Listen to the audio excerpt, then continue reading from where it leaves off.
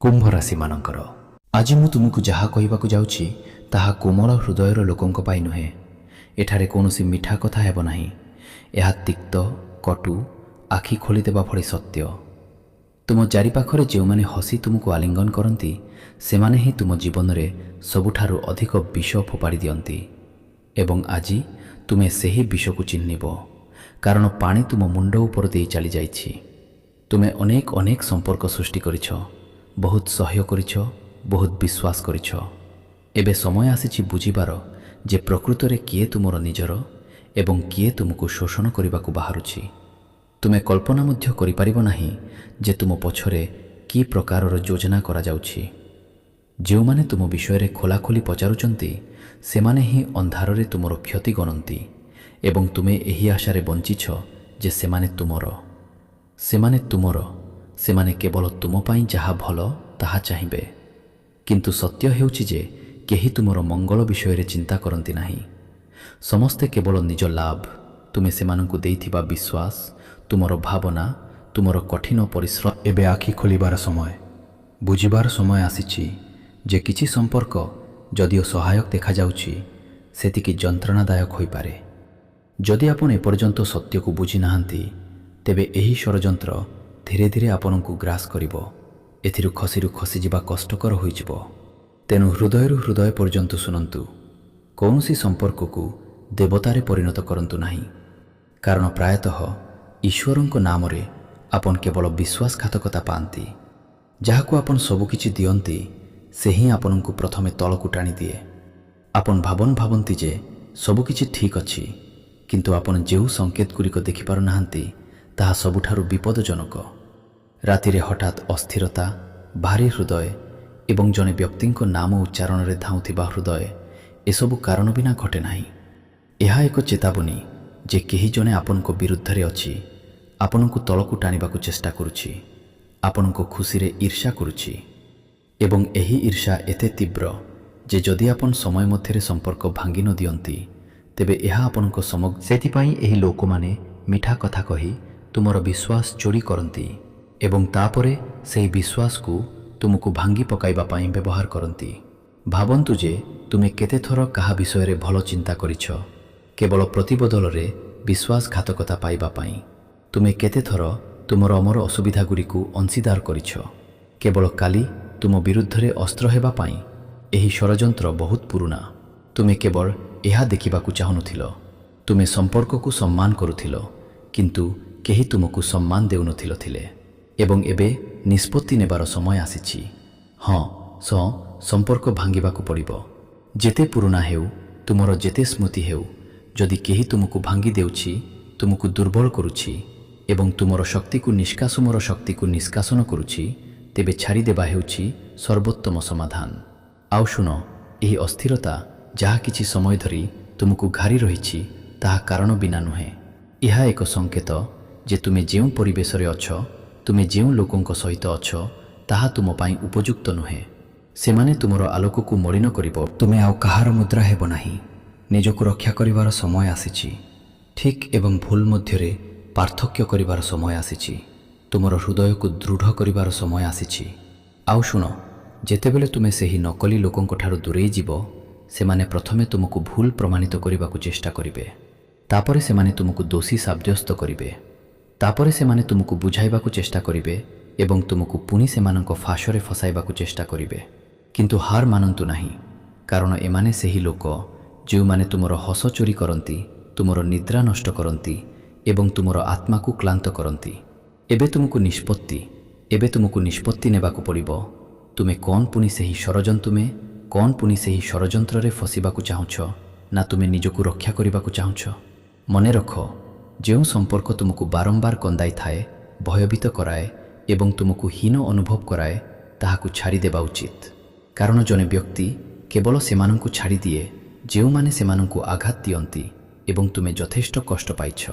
एबे तुमको ब्रह्मांड निजे एहाकु सुरक्षा दिए एवं ब्रह्मांड केवल सेतेबेले तुम पाई पथ खोली थाए जेतेबेले तुमे भूल पथ परित्याग करिवार साहस संग्रह कर। एबे तुम जीवन रे एक बड़ परिवर्तन आसिबाकु जाउछि। हाँ यह कष्टकर हेबो, जंत्रणा हेबो किंतु एही जंत्रणा ତୁମକୁ ପ୍ରକୃତରେ ମଣିଷ କରିଥାଏ। ଏହି ଦୂରତା ତୁମକୁ ସୁରକ୍ଷା ପ୍ରଦାନ କରେ ଏବଂ ଏହି ନିଷ୍ପତ୍ତି ତୁମକୁ ଏପରି ଏକ ସ୍ଥାନକୁ ନେଇଯାଏ ଯେଉଁଠାରେ ତୁମେ ଖୁସି ରହିପାରିବ, ଶାନ୍ତି ପାଇପାରିବ ଏବଂ ନିଜକୁ ପୁନଃନିର୍ମାଣ କରିପାରିବ।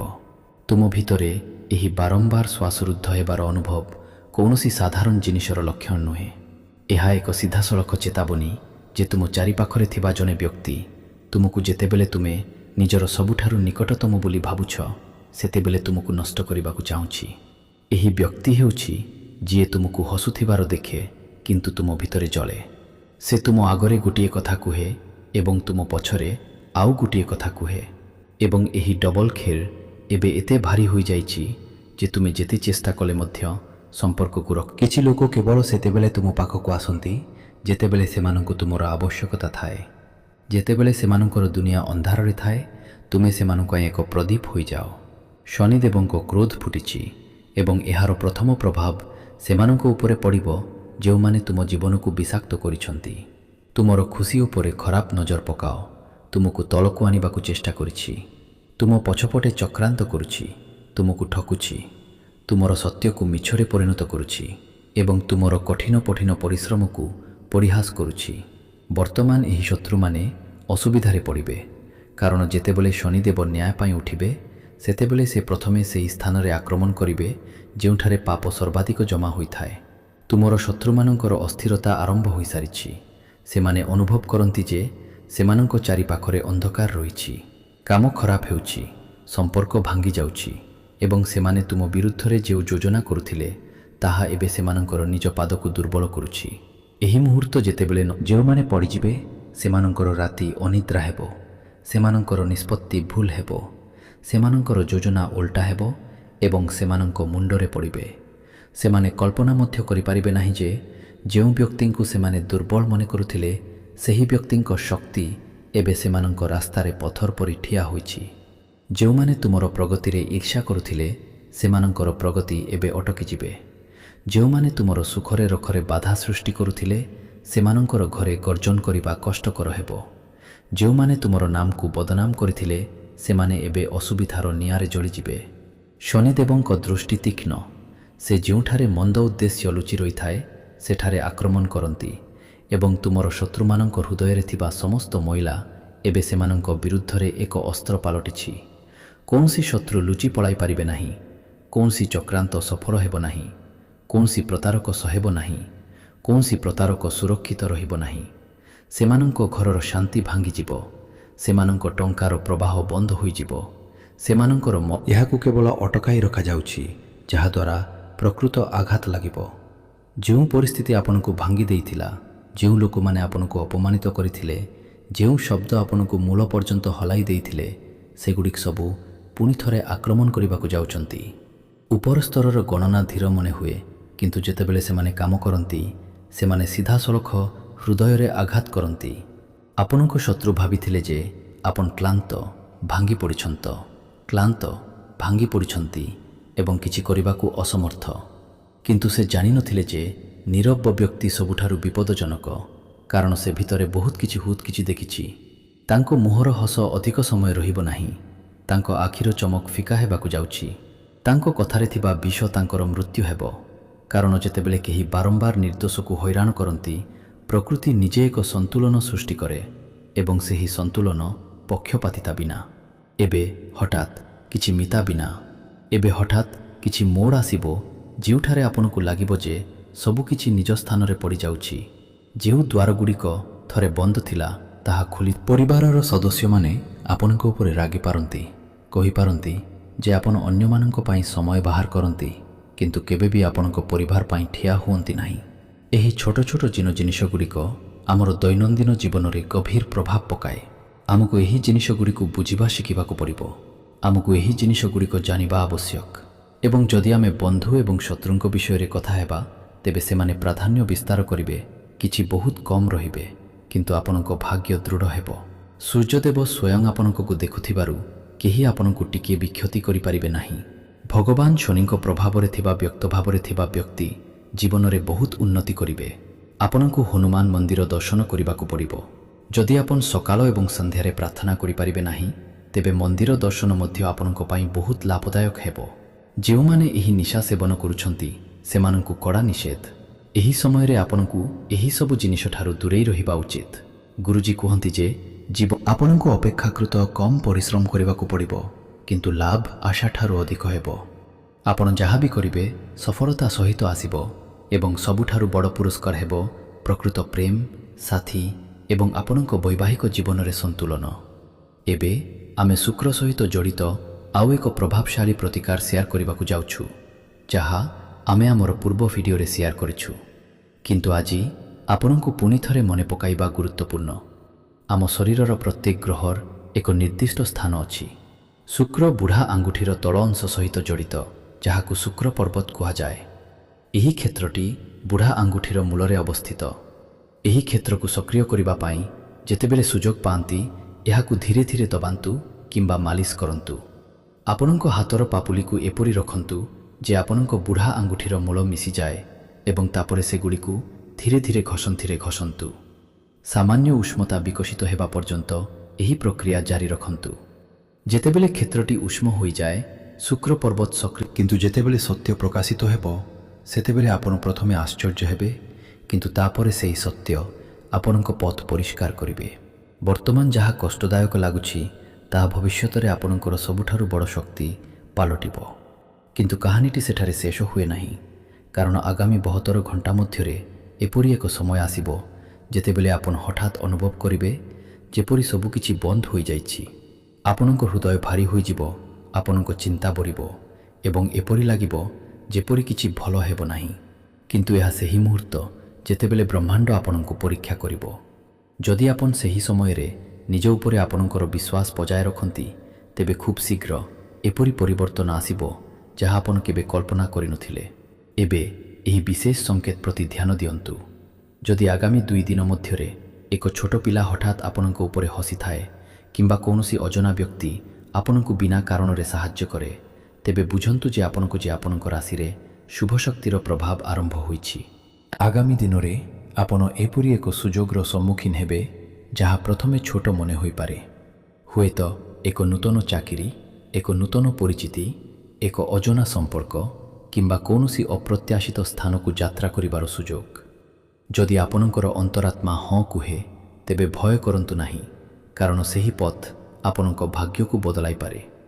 ଏବଂ ହଁ, ଆପଣ ନିଶ୍ଚିତ ଭାବରେ ସେହି ଦିନ ଧଳା, ନୀଳ କିମ୍ବା କଳା ରଙ୍ଗକୁ କୌଣସି ନା କୌଣସି ରୂପରେ ଦେଖିବେ।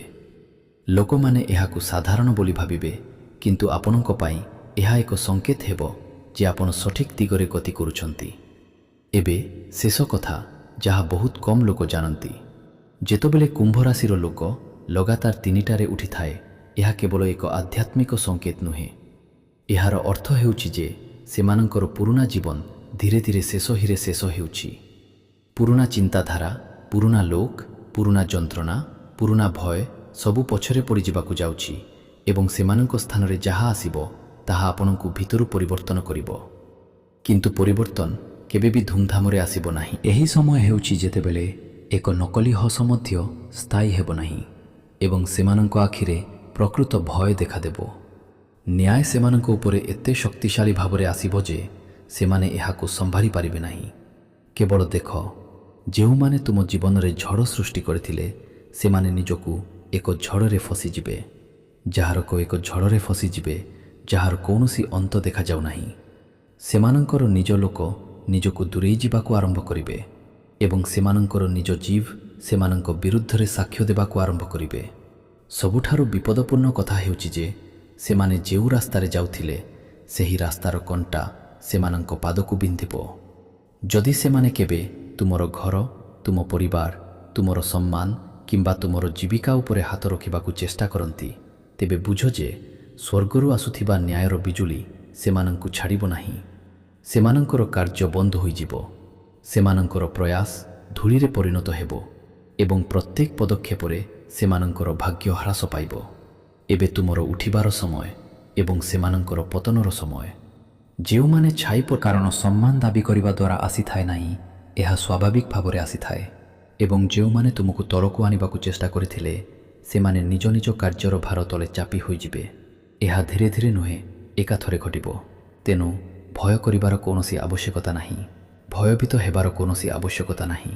କେବଳ ତୁମର ବିଶ୍ୱାସକୁ ବଞ୍ଚାଇ ରଖ, ତୁମର କଥାକୁ ପବିତ୍ର ରଖ ଏବଂ କାହାକୁ ଖରାପ ଭାବ ନାହିଁ, କାରଣ ଏହି ସମଗ୍ର ଖେଳରେ ତୁମର ଏକମାତ୍ର କାମ ହେଉଛି ସଫା ରହିବା। ଉପରୋକ୍ତ ବ୍ୟବସ୍ଥା ବାକି ସବୁକିଛିର ଯତ୍ନ ନେକ ମାତ୍ର ପେବ ଏବଂ ଫଳାଫଳ ପ୍ରକାଶିତ ହେଲେ ଲୋକମାନେ କହିବେ ଯେ ଏହା ହଠାତ୍ ଘଟିଛି, କିନ୍ତୁ ସତ୍ୟ ହେବ ଯେ ଏହା ବହୁତ ପୂର୍ବରୁ ନିଷ୍ପତ୍ତି ନିଆଯାଇଥିଲା।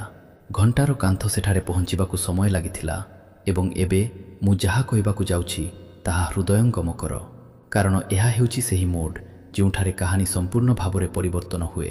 ଅନେକ ଲୋକ ଭାବନ୍ତି ଯେ ନ୍ୟାୟ କେବଳ ଶବ୍ଦ ହେଲେ ହିଁ ପ୍ରଦାନ କରାଯାଏ, କିନ୍ତୁ ପ୍ରକୃତ ନ୍ୟାୟ ସର୍ବଦା ନୀରବତାରେ ଆସେ। ତୁମେ ଏହା ଜାଣି ମଧ୍ୟ ପାରୁନାହିଁ ଯିଏ ତୁମର ବିଜୟକୁ ସୁନିଶ୍ଚିତ କରେ ଏବଂ ତୁମର ମନକୁ ନକାରାତ୍ମକତାରେ ପୂର୍ଣ୍ଣ କରେ। ଏବଂ ଦ୍ୱିତୀୟ ବନ୍ଧୁ, ଯିଏ ପରାଜୟ ଆସନ୍ନ ହେଲେ ମଧ୍ୟ ତୁମର ଛାଇ ପରି ତୁମ ସହିତ ଦୃଢ଼ ଭାବରେ ଠିଆ ହୁଏ ଏବଂ ଅସୁବିଧା ସମୟରେ ପଳାଏ ନାହିଁ। ତେଣୁ ଆଜିଠାରୁ ହିଁ ଗୁରୁଜୀଙ୍କ ଏହି ଜ୍ଞାନକୁ ନିଜ ଜୀବନରେ କାର୍ଯ୍ୟକାରୀ କର। ବନ୍ଧୁଗଣ, ଯଦି ତୁମକୁ ଗୁରୁଜୀଙ୍କ ଏହି ଜ୍ଞାନ ପସନ୍ଦ ଆସିଛି ତେବେ ନିଶ୍ଚିତ ଭାବରେ କମେଣ୍ଟ ବକ୍ସରେ ରାଧେ ରାଧେ ଲେଖ। ତେଣୁ ବନ୍ଧୁଗଣ, ତୁମର ଲକ୍ଷ୍ୟ ଉପରେ ଧ୍ୟାନ ଦିଅ ଏବଂ ଏହାକୁ ହାସଲ କରିବାକୁ ଚେଷ୍ଟା କର। ଏଥିରେ କଠିନ ପରିଶ୍ରମ କର, ତେବେ ହିଁ ତୁମେ ତୁମର ଲକ୍ଷ୍ୟ ହାସଲ କରିପାରିବ। ତୁମର ଲକ୍ଷ୍ୟରେ ବାଧା ସୃଷ୍ଟି କରୁଥିବା ଜିନିଷଗୁଡ଼ିକୁ ଅଯଥା ଗୁରୁତ୍ୱ ଦିଅ ନାହିଁ।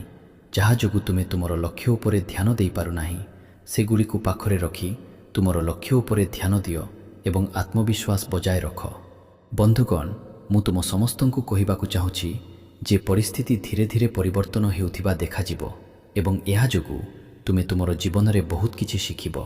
ତୁମର ଦାୟିତ୍ୱ ଅନୁଭବ କରି ଏହା ଏକ ବହୁତ ସରଳ କିନ୍ତୁ ପ୍ରଭାବଶାଳୀ ପ୍ରତିକାର ଯାହା ଅନେକ ଲୋକ ଦେଇ ଦିଅନ୍ତି, କିନ୍ତୁ ଆମେ ଏହାକୁ ଆପଣଙ୍କ ମଙ୍ଗଳ ପାଇଁ ପ୍ରଦାନ କରିଛୁ। ଯଦି ଆପଣ ଏହାକୁ ଗ୍ରହଣ କରନ୍ତି ତେବେ ଆପଣଙ୍କ ଜୀବନ ନିଶ୍ଚିତ ଭାବରେ ପରିବର୍ତ୍ତନ ହେବ। ଆମେ ଆପଣଙ୍କୁ ଏକ ଉଦାହରଣ ଦେବାକୁ ଚାହୁଁଛୁ।